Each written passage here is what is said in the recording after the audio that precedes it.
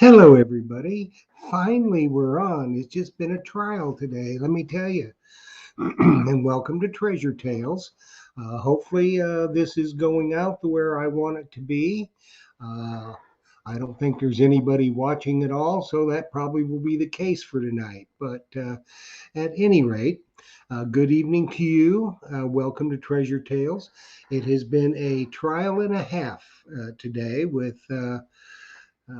This app that we use to live stream on, it just, they change something and boom, you lose everything. That's all your settings and everything, and you got to try to start over from scratch. And it's a nightmare on Elm Street, let me tell you. So, at any rate, and we had a bunch of guests lined up tonight, and a number of them had to cancel. Illness and this and that and the other thing. So we're going to have three guests on with us tonight. But I wanted to tell you a little something that's new. We started. It is called the Blue Spade Society. Now you've heard me talk a little bit about the Blue Spade Society in one of the other Treasure Tales, and how it began is my good friend. His name's John David. His metal detecting moniker, if you will, is Plays in the Dirt. And another real good friend of mine, Low Tide Tim, the Mumbles man, we were all, we went detecting. And now John loves the color blue. He's got a blue car, and he is handicapped and disabled. He has severe pulmonary issues. And so, if it's hot outside or whatever, the man just he can't breathe, so he can't walk very far. But he loves metal detecting. So he loves the color blue, and he has a walker that he takes with him, and it's electric blue. So he painted his coil on his metal detector blue, and he painted his shovel blue. So Low Tide Tim and myself, we got this bright idea that we were going to paint our spades blue as well. But John didn't know this, so we are at a hunt we set up, and he has no idea of what's going on. So we get our gear together, and we're standing there, and all of a sudden he notices that we've painted our spades blue. So I just decided to come up with the name, the Blue Spades Society, in honor of John David, because the man is handicapped and disabled, but he is out there doing what he loves to do. He's finding a way to do it. So today we created a new Facebook group called the Blue Spade Society, and it is sponsored by Excalibur Shovels, who makes my blue spade, and he does have the blue spades that he will make. And if you are a member of the Blue Spade Society, then you can get a discount at Excalibur Shovels. Now, Myers Metal Detectors is also going to sponsor the Blue Spade Society. Now, there's some provisos there. Not everybody can be a member. If you have a handicap or a disability of some kind, it doesn't mean don't have to be lame or anything. We've got some people that are severely diabetic, that they think they can't get out and metal detector treasure hunt because of that. Well, let me tell you, where there's a will, there's a way. So if you've got any type of a disability or handicap, or you're a caregiver of someone that is disabled or handicapped in some way, shape, or form, and they need a little boost to maybe do something, instead of just sitting in and going, I can't do that because I've got a bad leg, or I'm severely diabetic, or I've got emphysema or whatever. John David is the poster boy, if you will, for the Blue Spade Society, and he is living proof that you can do it if you really want to. Now, we just got back from the beach. We were in Daytona for a few days, and John was out there hunting. He can't go the distances that Low Tide Tim and I do, but he's out there hunting. He's swinging. He's finding stuff. He's doing what he loves to do. He moves at his own pace. He rests when he needs to rest. And it just goes like that. And all the hunts that we go on, he goes at his own pace and does what he can do. And that's what it's all about. So we decided to launch the Blue Spade Society. It's a new Facebook group page. I posted it on Treasure Talks group page with the link. And, there are rules, like I said, not just everybody can join. Um, and if you need to, honor us in any way, you can buy a blue spade from Excalibur Shovels, and you'll get a discount on it. So that's kind of what we're doing. It's hopefully what it's going to be is something that can be inspiring to other people that maybe need a little bit of a boost, or and if y'all have any kind of a handicap or disability or whatever, please join the group, and maybe you can mentor somebody that has a disability or a handicap. We plan to take this to the Veterans Association, because there's a lot of veterans out there that would probably love to do a little metal detecting and treasure hunting if they could, and maybe just need a boost, need a friend, a mentor, something like that. So that's what we're doing. And we've got that going now. It's up and running. And so please check it out. And anybody can find it. It's a private group, but you can find it, and we'll kind of go from there and see what happens.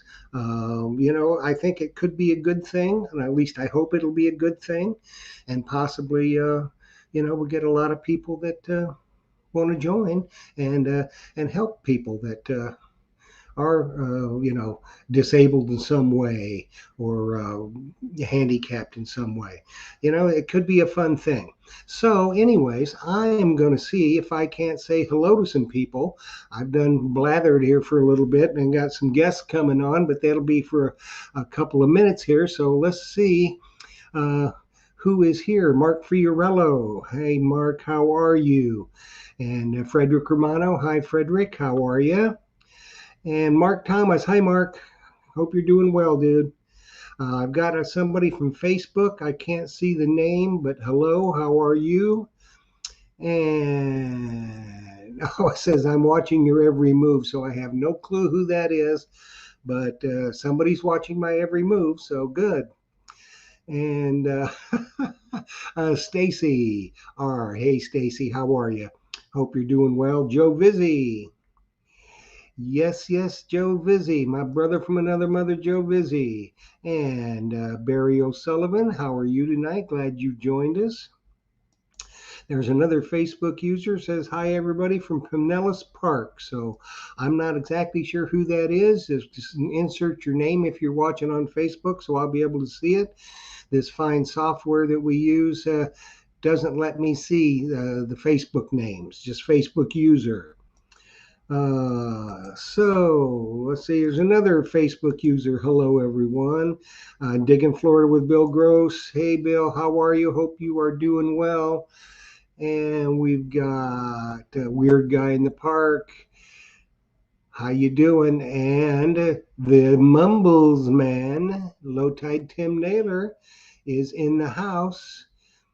And let's see who else is here. Relic Dirty Hands. Hello, hello, Lori and Eric. Hope you're doing well. Hope you had a good day up here if you were digging. The Guru is here. And let's see. The Digging Canuck has to watch on her phone. Storm blew out the power and internet is out up in Hamilton, Ontario, Canada. So she is dedicated. She's a real good friend. So she decided to stop by on her phone. We're awful glad that she's here. So let's see, and there's Mark again, and we're guy in the park. So I think Jerry Purdy. Hey Jerry, how are you? Hope you're doing well. Let's see. Something between Joe Vizzi and the Cholo, Phil Myers. There's a pair to draw to, let me tell you. Woo! So, Canadian Relic Recon. Nice to see you. And another Facebook user. Hats off to you guys. Awesome idea. I don't know who that was, but thank you very much. I appreciate that. Another Facebook user says good stuff. Very good. Mermaid Treasure Hunter. Hey Cricket, how you doing? Hope you're doing well. Hope you like that book you won on Treasure Talk. It's a good one. And let's see. Another Facebook user. I don't know who it is, but they're here, and I appreciate that. And Jesse Clapp. Hi, Jesse. How are you? Hope you're doing well tonight. Another Facebook user, Dirt Digger Toledo. Hey, Gary. How are you? Haven't seen you for a while. Hope you've been good and doing well. And somebody else from Facebook, Randy Goodnow. Hey, Randy. Uh, Good to see you. Another Facebook user, oh, Mike Mayo. Hey, Mike, how are you, man? I hope you're doing good and enjoying your retirement. I know you just recently retired, and it's wonderful, isn't it? I bet you it is. Robert Ridgway from Pinellas Park. Robert, glad to have you with us. And Bruce Milligan. Bruce Milligan is watching my every move. Yes, I'm. Somebody needs to. It's all I can say. Somebody really needs to watch my every move. I tell you. And the Mermaid Treasure Hunter loves the book she won from Terry Shannon. So I have sent out some links. They should be joining here pretty soon. And here's one's just coming in, and hopefully the other two will join and be in the green room. So, and Bruce Milligan said, I'm watching your every move on YouTube. Well, that's good. I appreciate that. So let's see here. Let's see if we can get, who's going to be on tonight is Joe Vizzi's going to be on with us tonight. Howard Metz is going to be on with us tonight. And the Guru himself will be on with us tonight. And the Guru needs to go ahead and get joined up here. Oh, Low Tide Tim. We were down in Daytona hunting for a few days. I got 3 rings this week, and one of them was gold, one was silver, and the other was a cute little junker. It was a fit-all, but it was a ring at any rate. So we go out to this German restaurant, and great food down there in Daytona, but the portions are huge. And being as how I'm large, I'm trying to reduce. I try to watch my portions, but I mean, they gave me a wiener schnitzel that was this big. So Tim's telling me, "Hey, schnitzel for dinner." I could have had schnitzel for dinner 3 or 4 times. Let me tell you, off that those portions, and then of course the Grolish beer was pretty good too. So we had a good time, and let's see. I think the Guru just joined in, so hopefully Howard will be joining here pretty soon. And yes, indeed, Howard is joined in. So let's do this. Let's go and bring on. I'm the order I'm going to bring them on. I'm going to have Howard join us first, and you all have seen Howard. Howard Metz. He's an avid hunter. He's an avid cruise detectorist, and he is a very accomplished Nemo user. So Howard's going to have a couple of treasure tales for us, and then we're going to bring on Mr. Joe Pape Vizzi to tell us some. Maybe he'll tell us some stories about the Guru, and then bat and cleanup tonight will be the Guru. And I just got a feeling we're going to hear about some kind of a gold coin or something. I don't know. It's his white whale is a gold coin, but I'm thinking he's got some kind of a story about a gold coin, or something like that. So, but we had a question from Mermaid Treasure Hunter. What is a cruise detectorist? Well, Cricket, Howard has been on, and He takes a lot of cruises on the cruise ships, him and his wife, and he takes his detector. And a lot of the islands that they have their own private island, the cruise ships do. And he goes and detects there, and he's made some really good finds. So if you want to go on a cruise, Howard can help you out as far as what to detect, where to detect, and what kind of stuff to bring. And he's done that for a lot of our membership. So he's a really good friend. And I think you probably would like that if you're into cruising. Detecting. And B. Higgles, glad to meet you, sir. Hope glad you're here. Somebody from Facebook says, I detected in Daytona last year, not much luck. Well, sometimes we have no luck. Sometimes we have a little luck. There was a lot of sand on the beach this time, but we had fun. We had good fellowship, me and Low Tide Tim, the Mumbles Man, and John Plays in the Dirt David. We had a great time. We shared some laughs and some stories and some other things, and we had a good time. And we came up with our own little treasure tales for the future. So enough of this me blah, blah, blah. I'm going to bring on Howard, and Howard's going to tell us a couple treasure tales. So, and if you've got any questions, I'll do my best to field those and ask, but let's bring on Howard Metz, and he's going to tell us some treasure tales. I'm assuming they're going to be about some cruise detecting. So here is Howard right now. Hey, Jeff. Howard, how are you tonight? Good, real good. Good. So you been on any cruises? Got any going? No cruises right now. Maybe next year. We plan on going to Europe, but that didn't work out with COVID. Yeah. Well, we're going to England in a couple weeks. We're still going. The trip is on. So I've got to get my COVID test in order to fly. And you got to have it within 72 hours of your flight time. So that kind of, makes it a little difficult, but we got it figured out. And then as soon as we get to England, we got to take another COVID test when we get there. So, I don't know. It's going to be whatever it is. I'm going because I want to find some old stuff.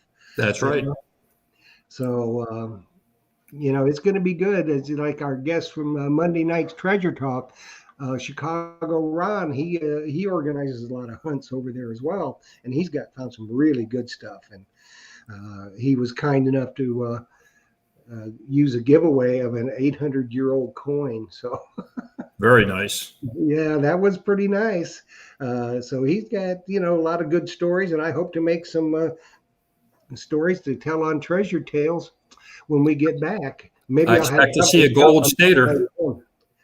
Yeah. So Howard, tell everybody a little bit about you for those that don't know you, and the equipment and stuff you use, and then we'll have a few treasure tales. Sure. I've been metal detecting since 1991. My first machine was a White's Di-Pro 6000. And from there, I just kept on getting machines. And just to give you an idea, so I'll tell you one of my stories right now. With this old Di-Pro 6000, I was hunting a park that I'd never hunted, a local park. Never hunted this park before. And all I'm finding is pull tabs, bottle caps, cans, all kinds of junk metal. So a Di-Pro has 4 C-cells in it. And naturally, I didn't change the batteries. They weren't fresh. So my battery level is getting low. It's got a meter on there, and you can tell. So I got this signal under a tree, and I dug this target up. And I'll show you what the target looked like. It was actually full of mud. And I thought it was junk, but see if you can see the picture of it here. I took some pictures and see if you can see it or not. Yeah. That's what it was. It's a 1986 Rolex 18 karat gold President. And that's with the old Di-Pro. That is probably one of my top finds, and I'll probably never find another one again, although I did have a ring hunt where somebody lost a lady's 18 karat gold Rolex. I did find that. But this one was not working. I took it to 3 different jewelers. There is a serial number on there, and they identified it. It is a 1986 Rolex. It is the real deal, and it was not working. said, and they guesstimated it was probably buried for 10 years. There was water under the crystal. The gold was in perfect condition, so that's why they assumed it was buried pretty quickly. Somehow it got under the mud about 3 inches down when they found it. And after going to 3 different dealers with the serial number, they said, hey, nobody registered this watch. So that was what I used to purchase my next machine, which was the Excalibur II and a scoop. And then we also took a week's vacation on the other coast. So that was very nice. Very cool. Yeah, the Rolex, even if you find one, if it's not working, it's worth, taking it in and see what they can do to get it working. Oh, yeah. He could have had it working for $1,000. And I said, I'm not wearing that on my wrist. So out of the 3 guys, one of them was very honest with me. And that's the one I ended up giving it to him, sold it to him. And he had a buyer for it. He got money for repairing it because it was also a repair shop. And then a jeweler who bought it from him had a buyer for it. So it worked out very well. Yeah, it did. I'd love to find me a Rolex. I can't even find a Timex that works. So one of my other finds, I was at one of our local beaches in the water, and I hunt with an older gentleman. He's in his 70s now. And he typically, after a while, likes going to the beach to talk to young ladies, and they all question about the machine. So he was kind of motioning me that, hey, it's time to go. He's getting tired. So as I'm walking out of the water, I got a signal, and I dug it up, and I took a picture of it again so you can see what it looks like. See if I can show it on the camera. Oh, that's a nice one. Oh, yeah. If you take a look, this is a necklace, and there is 2 rings on this necklace. And it's funny. People ask me, when I'm in the water, what do you find? And you'll see a lot of people, they decide to wear their wedding rings on a necklace, thinking that's safe. So when people do that, I tell them, well, see those 2 rings, that necklace you're wearing, that's what I find. And this particular one had markings that were strange on it. And it turned out it's Egyptian. They were goldsmith marks from Egypt. And they were 18 karat gold rings and an 18 karat gold chain. Ooh. And it got posted on Facebook, and I lost my stuff and hang on to my items for a year. And after a year's time, I sold it, and that paid for a very nice 10-day cruise for me and my wife to the Southern Caribbean. So that's a free cruises will get you interested in cruise detecting too. You better believe it.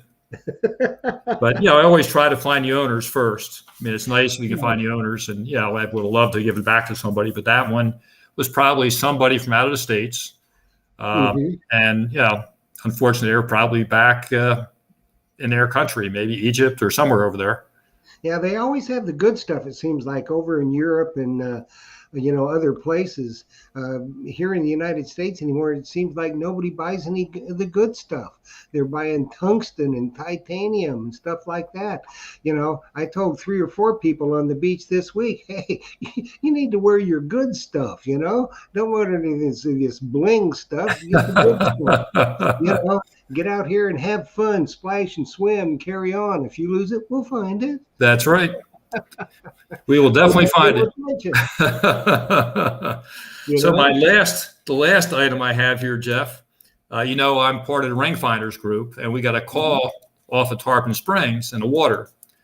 These folks had a custom-made ring for his wife, and I actually got a call from the jeweler. They just had this ring made a couple weeks prior. They went out in their boat, and they put the rings, his wedding band and her engagement ring, in a koozie.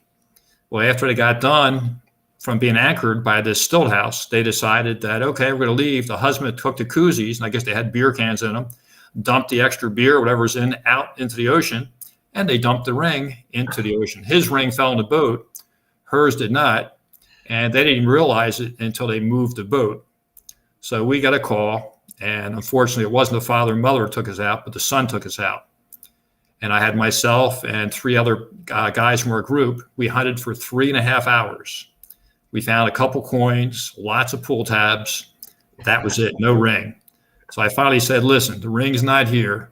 Let's move over, a ways. So we moved over about 100 feet. And I was the 4th guy in the line we had. I was the last guy. And as we made a turn around a corner, I got a signal. And here's what I found. See if I can show it here again. Oh, that's a nice one. That main stone is 3 carats. Either Woo-hoo-hoo. side of it is probably another, I don't know, they're probably maybe a half carat each one on the other side. Mm, So that's a very expensive ring. yes, it That would is the be. biggest diamond I have ever found. It just looks strange. I mean, seeing this, the way that diamond was so big on that ring, it looked kind of weird. Yeah. But they were very happy. Well, I bet they were. You wonder what, people are wearing that much money on their finger and stuff. I mean, we see these guys at the beach. Mumbles Man and I were talking about, hey, we need to, knock him down so something will fall off. I mean, these big, heavy gold chains and stuff. Right. And That would you be can nice, tell. right? Yeah, you can tell it's good stuff. I don't know. I never had that much luck. What I found was I found a real little bitty uh, gold ring, and I can show it to you. And as blind as I am, I couldn't even see what it said, but you can see. I don't know if it's going to focus or not, but that's what it is. That's a 10-carat gold ring. It's a princess ring. Oh, nice. So I don't know if they come from beauty pageants or whatever, but you can see it's not very big. So then I found this one. It looks nice. It's 925, but it's cubic zirconia. Oh, yes. They put all that in there. Nobody buys the good stuff anymore. And then the cute little junker, but it was a ring, so it's a fit all. So that was my finds on about $8 in clad. So that's what we did this week. Nice. That's not bad. So, That's not bad at all. it was fun. So I'll do one last thing. Jeff, you asked about cruises. And just to give you an idea, I was on a cruise with my wife this time. And I think I was with my parents on this. My father went with us. And this was around, it had to be in December, a few years back. And we went to the private island. The private islands, I love to hunt. You always find good stuff in the private islands. So I was coming out of the water, and my wife comes out to me and said, hey, these folks, said they lost a ring. So I asked them, where'd you lose it? They said, oh, it's in the water here. And I said, well, we're going to lunch, which is right on the island there. I said, hey, how about you meet me back here in about 40 minutes, and I'll look for your ring. So this gentleman had a custom-made ring, and on the ring it says 2-ton. That's his nickname, apparently. So I came back, and I asked him, where is it? He goes, well, I walked straight out here, and I had this ring probably within half a minute. And here's the gentleman and his wife. They're from, I believe, New Hampshire. They were on the cruise. If I can find them here. Bear with me. I know I get it focused. There they are. But this is on the Bahamas in a private island, and you can see on his pinky, and he's a big guy, and I guess that's why they call him 2-ton, but he was very appreciative. And he came up, oh, we're going to buy you drinks. And my wife said, he won't take anything. Just be happy you got your ring. He's happy you found it for you. So they were really happy people. But he just had that. Oh, yeah. He just had that ring made a couple of weeks prior to the cruise. So that was another one where it was a new ring made, and I was able to find it for him. Well, that's good. That's a wonderful thing that you do when and the joy on their faces when they get their prized possession back and they realize, oh my God, how did I lose this? And then you can find it for them. It really makes a difference. And for all you guys out there that do all the ring finding, we congratulate you for doing that. It's a wonderful thing. Thank you. So, Howard, we want to thank you for stopping by and sharing some treasure tales with us tonight. Oh, definitely. I'm heading up the East Coast this next month, so I'll be gone for about 3 weeks. Going to hit North Carolina, North Georgia, Myrtle Beach, Atlantic City, Cape May, and let's see here. I guess that's all the beach. Oh, Ocean City, Maryland also. Oh, very good. So we'll see what we come up with. Yeah, you'll have some treasure tales in for sure. I hope so. Howard, have a good trip. Have a safe trip. Tell your wife we said hello. And again, I sure will. Thank you so much for stopping by. No problem. You find some gold and some nice old silver there in England, okay? I certainly will try. Okay. Thanks, Howard. No problem. Talk to you soon. Bye-bye.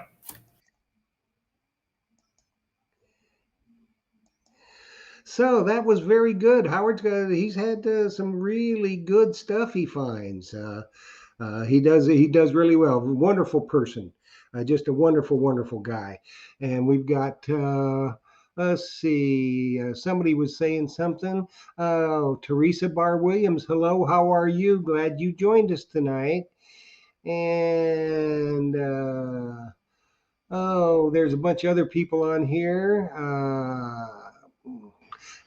Uh, Rick Landacre. Hey, the fool. How you doing, Rick? Glad you're here to join us tonight. We'll have to get you on here to tell us some treasure tales. So, you see the little email down there. Just send me an email if you'd like to come on Treasure Tales and tell us some stories. We'd love to have you. So you all know how to get a hold of me. You can Facebook Messenger me. You can email me at treasuretalkshow@gmail.com. You can text me. Most of y'all that have watched Treasure Talk, you know what my number is. So get up with me and let's get you on the schedule. Now, one thing I want to cover again every show here until such time, I am going to England. I'll be leaving on the 13th of September. Now, on Treasure Talk, the Tutti Capo de Tutti, Phil is going to take care of it for 2 weeks. I won't be here. I won't be missed, but Phil's going to handle the show for the 13th and then the next week. Jimmy Crossbones will be on the 13th, and then Steve Moore and Von Garrett will be on the next week. So it'll just be Phil handling the show. And also, while I'm in England, there's not going to be any Treasure Tales show for those 2 weeks because it's just going to be, at 2 o'clock in the morning over there by the time the show comes on, and I'm going to have to have my sleep because I'm an old person. But you'll still be able to see Treasure Talk. You just Treasure Tales. We won't be broadcasting for 2 weeks. During the time I'm in England. So, with that being said, Lisa P., how are you, Lisa P.? You had to take your boat out of the water. Okay, very good, very good. Now, Lisa P., I want to tell you something. You need to try, and what we talked about earlier before you joined us was the Blue Spade Society, our new Facebook group. So look it up. And maybe you can become a member. We'd certainly appreciate you being on there. So let's bring on another guest for tonight. Let's bring on Mr. Joe Vizzi, and maybe he'll give us some good inside scoops on the guru. What do you think? Something juicy, we hope. So let's bring on Joe Vizzi. Hey, Poppy. Hey, how you doing, Jeff? I'm good for the shape I'm in. Trying to get in the focus of this. You're this looking iPad good. here. You're looking good. Hopefully, you got some real good juice on the guru. Yeah, I have a lot of different juice and tales on Mr. Myers, but I'm only going to tell one tale about him tonight. But if anybody needs any blackmail, just please reach out to me because I've got a ton of stuff to talk about him. So why don't you tell us a little bit about you for those that don't know you? And well, my name is, yes, for sure. My name is Joe Vizzi. I was born in Tampa, Florida. I've been here my whole life. I'm one of the few Tempanians, if you will, third generation Italian. And I've been metal detecting as an adult for 15 years plus. And I did it as a kid. And you know how it is when you're a child, you take up a hobby, and then after a while you get tired of it and you move on to something else. I'm an avid outdoorsman. I love to metal detect. I love to hunt, and I love to fish. And I'm a collector of sorts. I have a whole bunch of different types of items that I collect. Bottles, old comic books. I also collect, firearms, old coins, old relics, things of that nature. that's why you got friends with Phil, right? He's an old relic. Oh, he is. He's definitely a no relic. That's for sure. Ah. So what kind of detector are you swinging right now? Right now, I'm swinging the Equinox 600. Uh, when I'm beach hunting with the Guru, I use the 11-inch coil on the beach. And when I'm land detecting for relics, I use a 6-inch coil. I think Mm-hmm. that 6-inch coil is awesome. Gets a lot of depth. It separates the targets out, and just it's a phenomenal machine right now. I did start out as an adult with the Garrett AT Max, Mm-hmm. uh, and I love that machine for land, but I wouldn't recommend it for the water. It's with all these different multi-frequency machines that are out and they're coming out in the near future. I highly recommend a multi-frequency when you go to the saltwater. Mm-hmm. Yeah. Yeah. So tell us a couple of treasure tales. Well, Jeff, to be quite honest with you, I've never found anything spectacular like an old gold coin, like Phil's always trying to find. I haven't found any really, really nice gold diamond rings or Rolex watches or anything of that sort. What I have found, you know, people perceive treasure as something that's, material. I perceive treasure as something that you find throughout your lifetime. And I've made so many friends in this metal detecting world, such as yourself. But one of my greatest treasures and finds that I can tell you right now was becoming friends with Jocelyn and Phil Myers. To me, they're like family. They're near and dear to my heart. That was probably one of my best treasures that I found. Uh, you know, I helped Phil out at the shop. So before I came aboard helping him, it was kind of like kind of blah there. But with my dynamic sales expertise and personality, if you will, we've turned that shop around. I think Phil is moving more detectors. I think he's selling a lot more accessories, scoops, shovels, things like that. And when a person comes in, they just don't come in and leave with a metal detector. They actually, I explain to them the use of what the shovel does on land and what the scoop does in the water and on the beach. And we've had so many repeat customers come in because we take the time now to explain that to them. But I want to jump into a really, really quick little treasure tale here.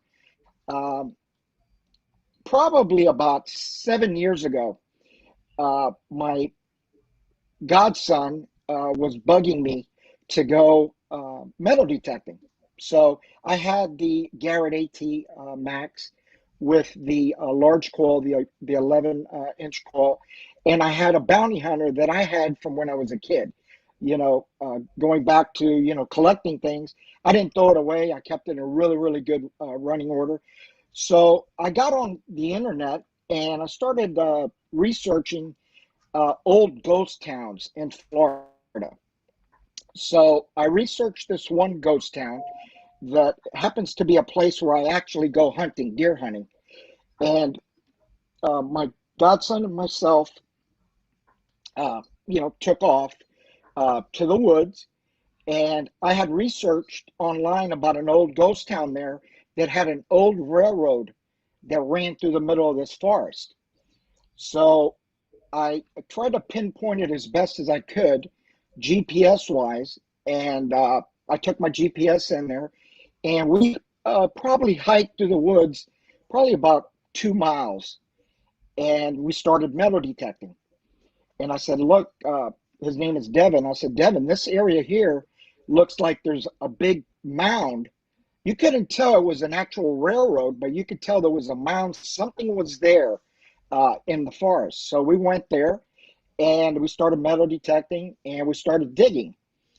And we hit down and I hit one of the old railroad tracks. So I knew I was in the right area. So we started digging, and we picked up so many old railroad spikes. This ghost town uh, was there from the 1800s. And this is just a few of the railroad spikes that I put in this bag that I've never cleaned or anything like that. Uh, these are from the 1800s. Ooh. So to me, that was a good find. I need to go back to that area. I have not been back since we went 7 years ago to check to see if I, now that I have the, the knock system, I think it'll be much better with the smaller coil to go back there. Maybe we can find some old coins. But I Yeah. know that that old ghost town was an old turpentine area where they used to get turpentine out of the trees. So it was pretty cool. So to me, it was pretty fascinating, and we got some really, really good exercise in the woods out there, walking all those miles back there. Well, yeah, but a lot of times during the turpentine camps and stuff like that, they got paid with company script. So you may find some tokens or something like that. And Joe, I agree with you. I try to tell people, treasure is what you find it, what it means to you. It's the hunt, the thrill that you get when you're out hunting, or the peace of mind that it gives you, or whatever. You don't have to find diamond rings and gold bars and all this, that, and the other thing. Not everybody finds that kind of stuff. If Correct. your treasure for you is finding some coins in the park, and it gives you peace of mind and lifts your spirit up, and you relax and have fun, that's what it's all about. So a Absolutely. treasure tale can be like Mike Mayo, and we all got to join together and say Mike Mayo, he just retired, so congratulations on that. But he said his greatest treasure he finds is the time he gets to spend with his wife, and they both detect. I mean, Absolutely. it's better than that. So the Those, treasure tales are different treasure tales for different people. yeah, they're those. Mike is great. Him and his wife, they come into the shop to visit quite often, and we appreciate their business. Yeah, I Um, mean, they're great folks. oh, for sure, without Yeah, a doubt. you know. Uh, like like I said, I've met so many wonderful people. The metal detecting world is different. Everybody kind of bands together. You meet people from every walk of life out there, and and the friendships that you make are phenomenal, and you treasure them always. Yep, yep. And it's all what you get out of it yourself. And Absolutely. that's just kind of like what I'm doing, and with this Blue Spade Society. If you can get one, let's say we can get one person that maybe has, smoked all their life, and now they're suffering for it, with the emphysema and this and that and the other thing, and they don't feel like they can get out and do anything. They just feel, I got to sit here in the chair. Well, that's not true, because if you look at my friend John David, he got out there with a walker. He can sit down when he needs to. He can have water when he needs to. He can put his detector and his spade on it if he needs to, and push it. And you go out there, you go at your own pace. If he's out for half an hour, that's half an hour he's not sitting in the chair. And anybody that's got any kind of a disability or a handicap, um, Absolutely. Absolutely. get out there. It can be done. You don't have to try to keep up with the Joneses. You keep up with yourself. And get Exactly. yourself some fresh air, a little bit of exercise, peace of mind, make some good friends. That's what it's all about. Yeah, So, and it's a Phil was, wonderful hobby, wonderful yeah, sport in my eyes. You yeah, get and out there, you get Phil, some fresh air, and you make some good friends, and you spend some quality time with them. yeah, and Phil Uh, was nice enough to, sponsor the Blue Spade Society. So if any of these people need anything, we turn them on to Phil, and Phil's going to guide them. He's not going to. One thing about Phil Myers, and I will tell it to his face, to anybody's face, is he's never going to try to sell you something that you don't need. If you're not Absolutely. decided and you don't understand, he will take the time. He will explain it to you and why he thinks that you should get this machine. It may not be the one that you saw on TV, it may be way too much machine for you. He's going to help you and going to guide you and get you what you need that's going to benefit you and what you want to do. Honesty is the key, and he is eat up with it in spades. So that's Yeah. why I wanted him to sponsor the Blue Spade Society, and the same with Casey Dittman from Caliber Shovels. A more honest young man, and with a quality product you can't find. So Yeah. And for those that don't know Phil Myers and Jocelyn Myers, those are the two biggest hearted people I have ever met in my life. I can tell you that right now. Jocelyn But I want, great. absolutely. But I want to tell a quick little tale about getting to the Phil Myers part. Phil, Phil and I do quite a lot of metal detecting together. We do beach hunting, and we do land hunting and relic hunting, which we totally enjoy. But if you know Phil, and those of you that really know me, you know both of us are very, very competitive.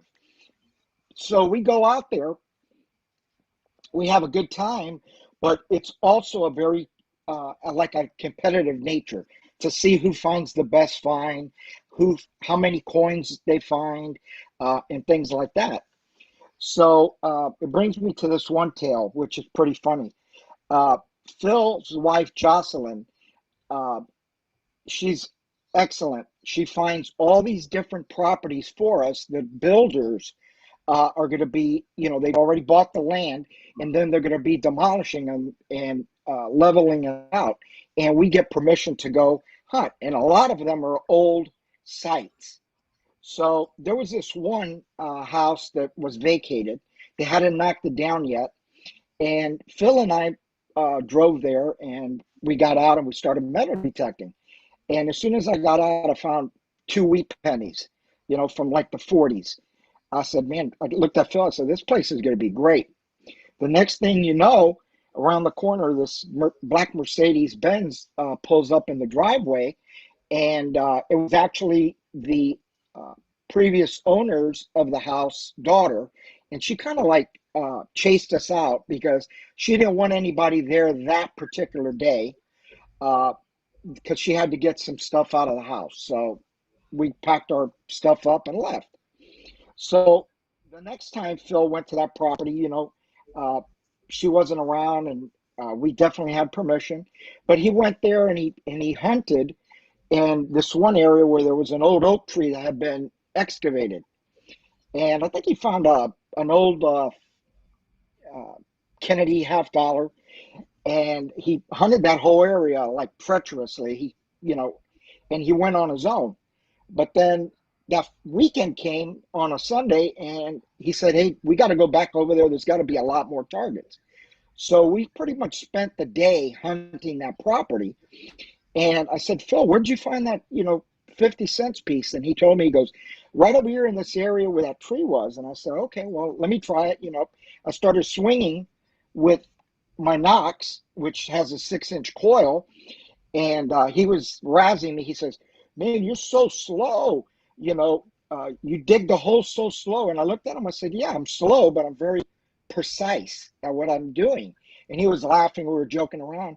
And I dug down there, and he got there with the camera, and he started filming. And I pulled out a silver dime. And I looked at him. I go, isn't this where you were hunting? And he said, yeah. So I pulled out one silver dime. And he congratulated me. And we kept hunting. And he moved to a different area. And I kept hunting in that same spot. And I pulled out another silver dime. And he looked at me. He goes, man, normally I school you, but you schooled the guru today. And I said, yeah, but it's all about fun. And we have it on video. Phil's got it in his phone. And it was a very, very memorable hunt. We hunted that whole property. We got a lot of old coins out of there, but we were only lucky enough to, I think Phil got that 50-cent piece. I don't know if it was silver because I don't remember seeing it, but I know he got a dime, and then I got those two silver dimes and a bunch of old, memorials and old wheat pennies. But that was a really, really fun hunt that we had. Yeah, I bet it was. It was great. You can have some good times out there, that's for sure. Well, Joseph, I sure thank you for stopping by and chatting with us this evening and giving us a lowdown on the guru. So we got something to maybe hold over his head or something. You I always try to find something. absolutely. I definitely appreciate you letting me be on the show and asking me. I truly appreciate it. I come on anytime you want. I'm sure I have some more stories for you about the guru. But I really appreciate it, Jeff. Thanks so much. We enjoyed having you, Joe. Thanks a bunch for stopping by. And maybe it's time we got the guru on here to stick up for himself. What do you think? Absolutely. Absolutely. Okay, Joe. Thanks, All- man. I'll talk at you later. Okay, brother. Take care. Bye-bye.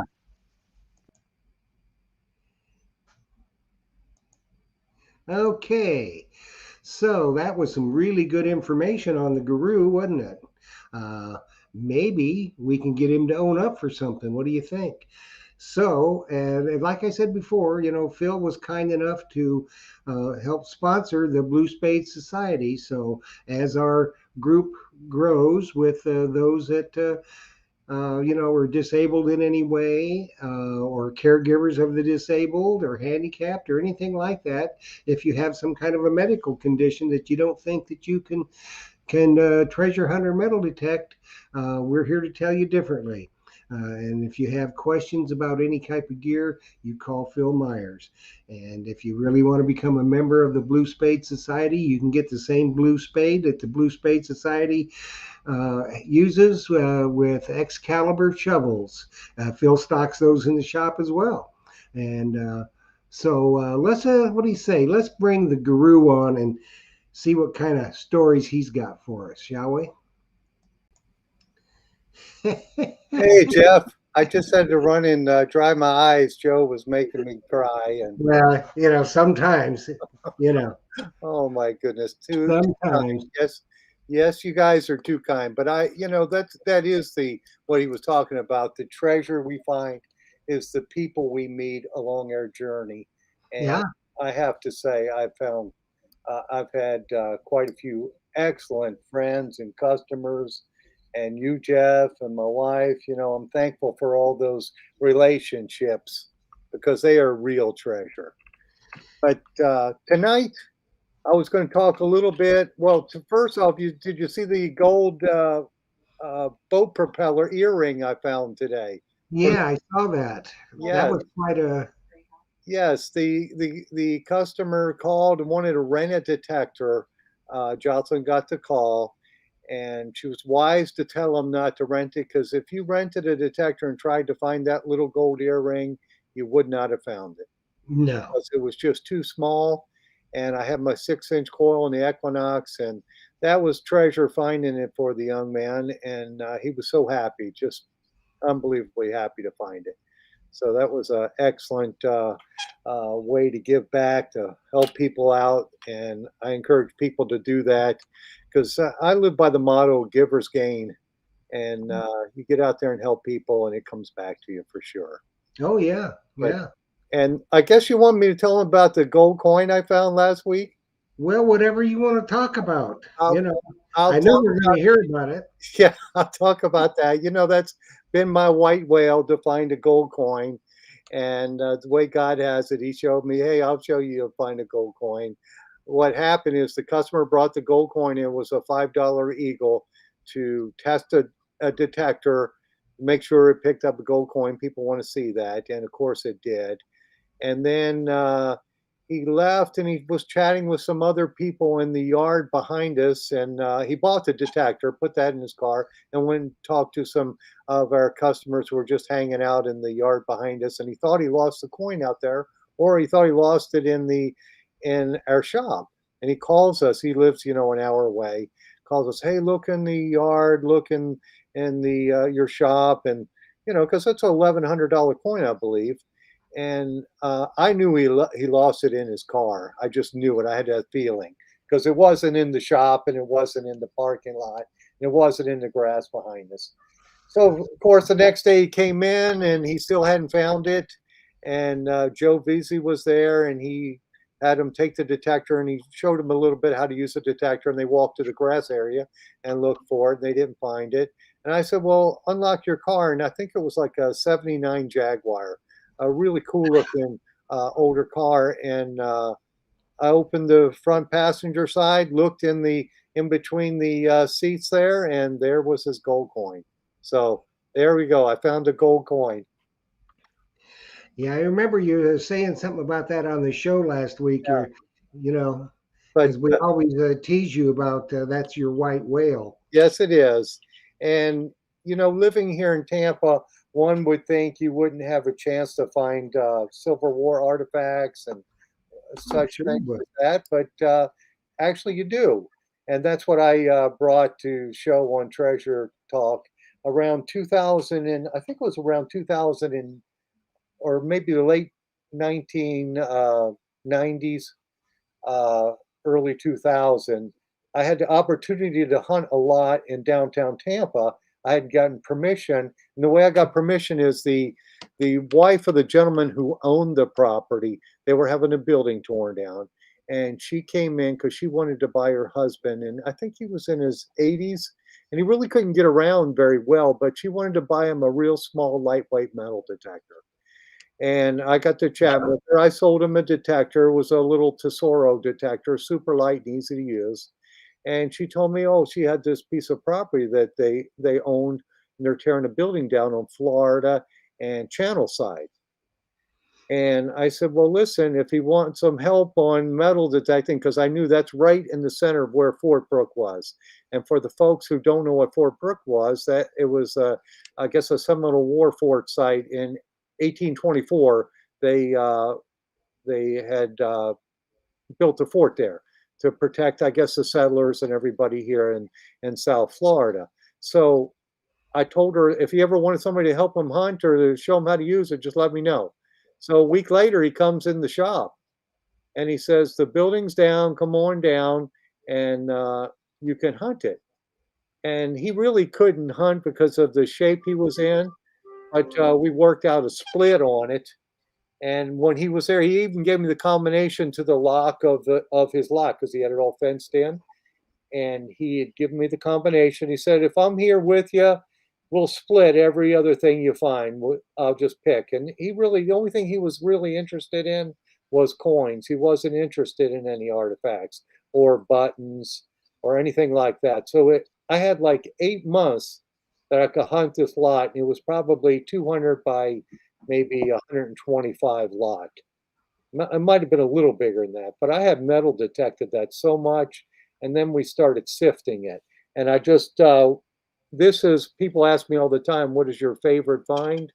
And other than my wife, this is my favorite find here. And I don't know if you folks can see that, but that is a US belt plate. I found this metal detecting, and that's probably 1850s. Could you see that, Jeff? Yeah, we can see it good. Okay. And the back of this plate is lead. It's lead and it's brass filled. And this lead, it was laying on top of the ground, and two other guys had metal detected over it. And that gray color is the same color the sand was. So they were just getting a loud hit because that was a huge hit, like a beer can hit. And I think they just skipped it. They thought it couldn't be a good target. But I hung kind of slow, and I was just going back and forth over for like 2 minutes, it seemed like. Then I kicked it and I saw it move. Then I flipped it over, and that's what it was. So that's kind of my favorite relic. It's not in the best shape, but to me, that's some treasure there. Well, that is treasure for sure. And then I'll show you some other artifacts that I found there on that lot. And these are things that you find while you're metal detecting. I don't know if people can see that. But can you tell what that is, Jeff? It looks kind of like a slug of some kind, doesn't it? That is a piece of musket flint. Oh, really? And you would just eyeball that on the ground. And Yeah. if you find something like that on the ground, you know you're on an old site because, the flintlock muskets were done away with, I guess, around the Civil War time. And then they went to percussion caps. They adjusted them. But if you want to see, you'll also find the lead patch that held the flint on the musket, and I'm trying to find one of those. And that's what a flint patch would look like Huh. before it's been folded around the, Oh, but yeah. see? Yeah. Then it would clamp down it on the musket, on the prism, would clamp and strike the metal and spark and light the gunpowder. So that's the type of finds that I dug in Tampa. And Tampa, you know, like I said, started in 1824, as at least Fort Brooke did. And there was all types over the past 30 some years. I've had all types of buttons that I dug. That's artillery course. I don't know if I can tune that in, but that would be, it's got a cannon and an eagle on it. That would be from the War of 1812 time period to probably 1840s. Very cool. Oh yeah, to me this is treasure. Now this one looks, geez, I got to learn how to. I don't know if you can see that one, Jeff. Yeah, I can. That's got some good detail, and that's how it came out of the ground. It's like silver plated probably, but that's got an eagle on it, and the shield. And to me, that's kind of the cool treasure that we're able to find. And a lot of people don't know that you can find largies, as they call them up north. You can find them here in Tampa too. I've got 3 of these. That's how many large cents I've got in probably the last 40 years is 3 here in Tampa. But one of my other coolest finds, and I found this with a good friend of mine who's since passed away. He kind of got me started in relic hunting ages ago. And, you know, since I've known him, he has this piece right here we found. We had permission to hunt the front lawn of an older old home in a bad neighborhood. I don't know if you can see that or not. Yeah. It's like a little badge. Mm-hmm. On the back here, it says, I'll read it. It says ENL, which would be enlistment, June 23rd, 1898, 3rd U.S. CAV, I guess Cavalry, and USA. And I think that was from the Spanish-American War. And there's a name on the front, but it's almost worn smooth under the eagle. And that would have been a dog tag, I guess, if you were going to the Spanish-American War, that you would have probably bought for yourself. Yeah, probably. Yeah. I don't think the government provided that. And that's what I found in the front yard of a older home on Palm Avenue in Tampa. Now, since then, that whole area looks totally different than it did then. And then let me show you some other treasure. Now, this is a hard lesson I learned, and hopefully people won't make this mistake. I probably showed you this before. See that, Jeff? Yeah. This looks like a piece of green brass, circular shape. What that is the I guess that would be the artillery bomb, and that's the flame right there. That these would have been 2 pieces, would have been on a hat. Oh, And really? yes, and then there would be a plume holder like this. 3 pieces together. And I had thrown one of those, never throw anything out, because I had thrown the bomb away because I didn't know what it was. And then the friend that I'm talking about had found the bomb in the flame, and he said, "Oh, I got the bomb in the flame." And I didn't realize what I had thrown out, but it was an artifact. So you never throw out anything till you know what it is. But I'd also, down there in that same lot, I'd found Spanish coins, because in the early days of the U.S., silver coins were in short supply. Any coins were. So we used Spanish coins, and this, I guess, would be a 2 real from 1776. They're so worn, they're almost worn paper thin. And, you know, you find quite a few of them in old areas. That one's got a hole in it. And then this one would probably be a 1 real. And you can, I think you can make out a little bit of it, but it's like from the 1690s. No, that's cool. Yeah, so to me, that's treasure. Besides beach treasure, I have a passion for finding historic artifacts, and I just enjoy doing it. And then this is probably my oldest silver coin, U.S. silver coin I dug. That is a half dime from 1830. That's cool. Yeah. So those are the type of things that you can find with a metal detector if you're patient and get onto the right properties. Ask the right person, to get permission to be on that Yeah. because it's a lot of fun. And Yeah, it can be. It's yeah, good exercise and everything like that too. yes. Today I went beside finding the earring. I found the gold earring for the gentleman who lost it on a volleyball court. And it's funny, he graduated from the same college my son did, and so he was a fighting blue hand. But he was so happy to get that because I don't think he thought he would be able to find it. And if he rented a detector, I know he wouldn't because that's such a small target to find. You really have to know what you're doing to find. Yeah. And you got to be willing to dig those 3s and 4s on your Equinox. Oh, you betcha. You betcha. Because that little gold ring I found at Daytona, it was just a solid 5. Absolutely. Yeah. And it's small. So Okay. it's a princess ring is for a kid. So and it's very thin. So you got to dig them all. I mean, of course, I did dig a Capri Sun package, a solid 12. Just as beautiful a tone as you could find. It was about a foot and a half down. Oh, geez. Yeah. You got to dig them. If you want to find the gold, you have to dig the low numbers, and you just got to do it. But Yeah, you have to. I was going to show you a couple more finds here. Now, this is a way to date a site. You see that? That's a piece of pipe stem. Mm-hmm. For So clay pipe. yeah, clay pipe. So if you're on a piece of property, you find some clay pipe or a pipe bowl like that, and you're on an older site, because most of my area where I live at was built in the teens and 20s. And then the property I detected, I was doing a little detecting today. Joe couldn't join me today because his wife is in Moffitt Cancer Center, so keep her in your prayers. But she has getting treated for leukemia, but so he couldn't join me. But I found a piece of that pipe stem and a little piece of this. This isn't the piece, but a piece of feather edge plate, and I think that's from the 1840s. So if Well, am I not correct that back in the day with the clay pipes, they used to sell the clay pipes already filled with tobacco, didn't they? I don't know about that, Jeff. I just know I find them on really old sites. Well, that over in England, they go along the Thames and they, like, I guess they call it mudlarking, and they find a lot of clay pipes. And maybe it was just over there that they used to sell the clay pipes, filled with tobacco, and they get done with them and they just pitch them. Okay. I don't know.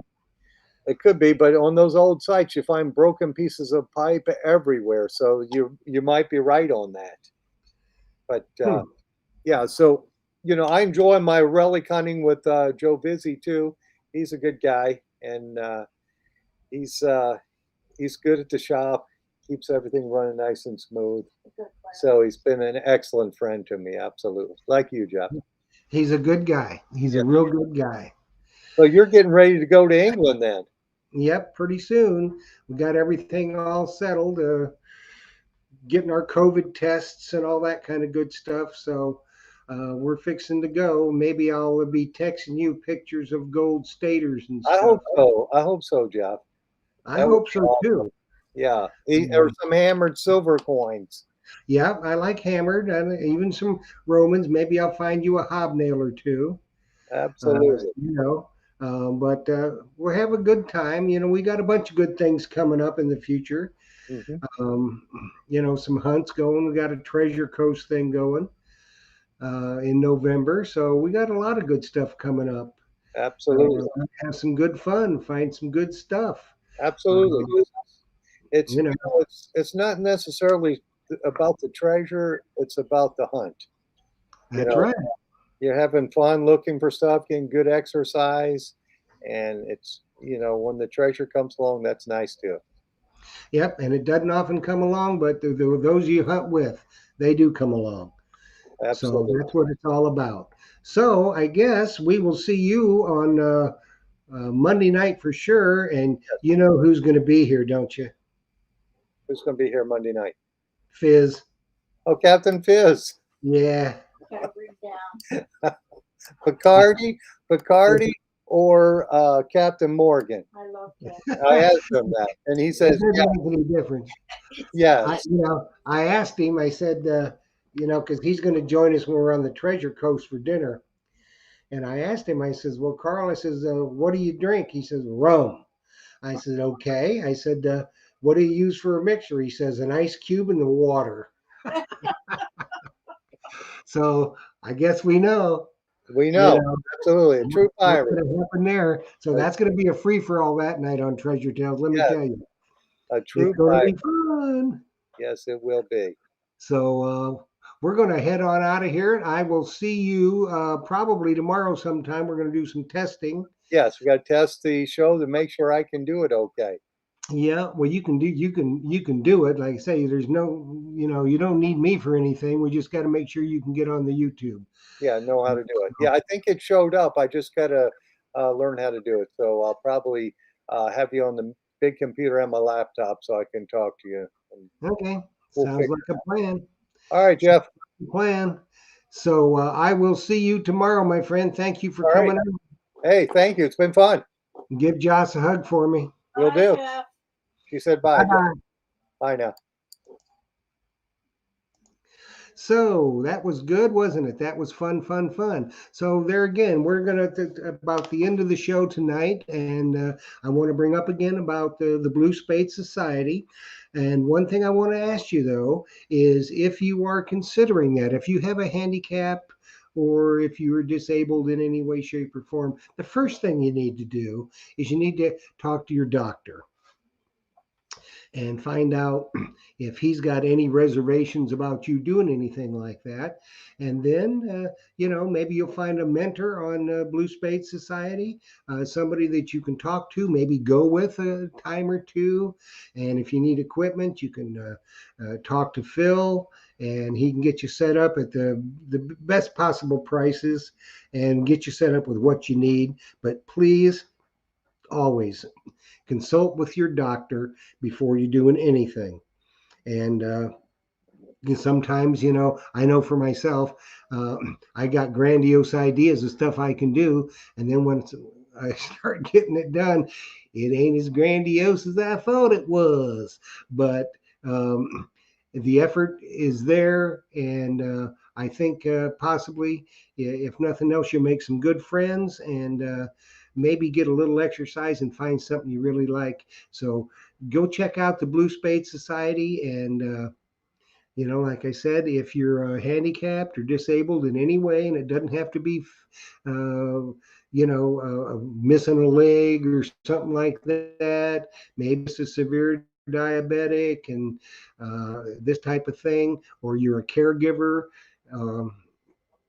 For somebody, possibly a vet, I think metal detecting and treasure hunting could be really good for PTSD.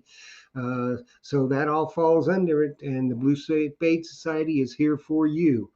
And so, with that being said, I'm going to get out of here, and I want to thank everybody for being here tonight and sharing this with us. So, we will see you again next week for Treasure Tales. I'll see you Monday night with the Guru for Treasure Talk with Captain Fizz. And then next Thursday night, we're going to have some more people come on, tell us some treasure tales. So hopefully everybody has a good time and good night. And we will see you later. Happy hunting and dig deeper.